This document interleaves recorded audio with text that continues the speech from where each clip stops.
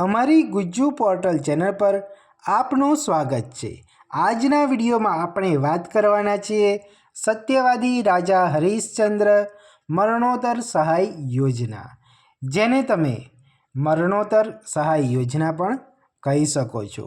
તો આજના વિડીયોમાં આપણે આ યોજનાની વાત કરીએ તે પહેલાં મારી એક વિનંતી છે, જો તમે પહેલી વાર જ અમારી ચેનલ પર મુલાકાત કરી હોય તો અમારી ચેનલને જરૂરથી સબસ્ક્રાઈબ કરજો।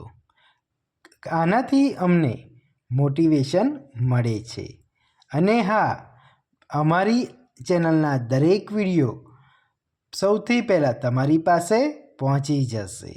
તો ચાલો સબસ્ક્રાઈબ બટન પર ક્લિક કરી દો। તો ચાલો હવે આ મરણોત્તર સહાય યોજના વિશે આપણે વાત કરીએ। તો તેમાં આ યોજનાનો આપણે પહેલાં હેતુ જાણીશું। તો આ યોજનાનો હેતુ છે કે અનુસૂચિત જાતિના લોકોની નબળી આર્થિક પરિસ્થિતિના કારણે કુટુંબમાં સભ્યના મૃત્યુ પ્રસંગે મરણોત્તર ક્રિયા માટે ₹5000ની નાણાકીય સહાય પૂરી પાડવામાં આવે છે। વિડીયોને એન્ડ સુધી જરૂરથી જોજો। હવે આપણે વાત કરીશું મરણોત્તર સહાય યોજનાના નિયમો અને શરતો વિશે। તો તેમાં પહેલું છે કે મૃત્યુ પામનાર વ્યક્તિ તેમજ અરજી કરનાર અરજદાર શ્રી ફક્ત અનુસૂચિત જાતિના હોવા જોઈએ। બીજો પોઈન્ટ છે કે અરજદાર શ્રીની વાર્ષિક આવક મર્યાદા ગ્રામ્ય વિસ્તારના રહેવાસી માટે અને શહેરી વિસ્તારના રહેવાસી માટે ₹6 લાખની હોવી જોઈએ। એટલે તમે જે કમાઈ કરો છો તેનું વાર્ષિક આવક 6 લાખથી વધુ ન હોવી જોઈએ, તેનું ધ્યાન રાખવાનું છે। હવે આ યોજનાના નિયમોમાં બીજો પણ એક નિયમ છે, તે છે કે મૃત્યુના 6 માસની સમય મર્યાદામાં અરજી કરવાની રહેશે। ચોથો પોઈન્ટ આવે છે કે અવસાન પામેલ વ્યક્તિના મૃત્યુ નોંધણી પ્રમાણપત્ર ફરજિયાત રજૂ કરવાનું રહેશે। પાંચમો પોઈન્ટ છે કે મરણ પામનાર વ્યક્તિના ઘરના કોઈ એક જ વ્યક્તિ તે સમયે લાભ લઈ શકશે।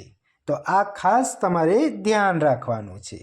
હવે આપણે વાત કરીશું કે મરણોત્તર સહાય યોજનાના માટે રજૂ કરવાના ડોક્યુમેન્ટનું લિસ્ટ। તો તેમાં સૌથી પહેલાં તમારે રહેઠાણનો પુરાવો રજૂ કરવાનો રહેશે, જેની અંદર તમે વીજળી બિલ કે પછી લાયસન્સ બિલ કે ભાડા કરાર કે ચૂંટણી કાર્ડ કે રેશન કાર્ડ આમાંથી કોઈ પણ એક રજૂ કરી શકશો, જે રહેઠાણનો પુરાવોમાં સાબિતી આપશે। બીજો પોઈન્ટ છે મરણનું પ્રમાણપત્ર। ત્રીજો પોઈન્ટ છે અરજદારના નામની બેંક પાસબુકનું પ્રથમ પાનાની નકલ અથવા રદ કરેલ ચેક। હવે આપણે આગળ વાત કરીએ કે આમાં ચોથો પોઈન્ટ આવે છે આધાર કાર્ડની ઝેરોક્સ।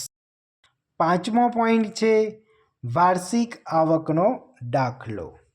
હવે આપણે છઠ્ઠા પોઈન્ટનું જોઈએ તો તેમાં છે સક્ષમ અધિકારી પાસેથી મેળવેલ જાતિ અથવા પેટા જાતિનો દાખલો। આ ખાસ ધ્યાન રાખવાનું છે।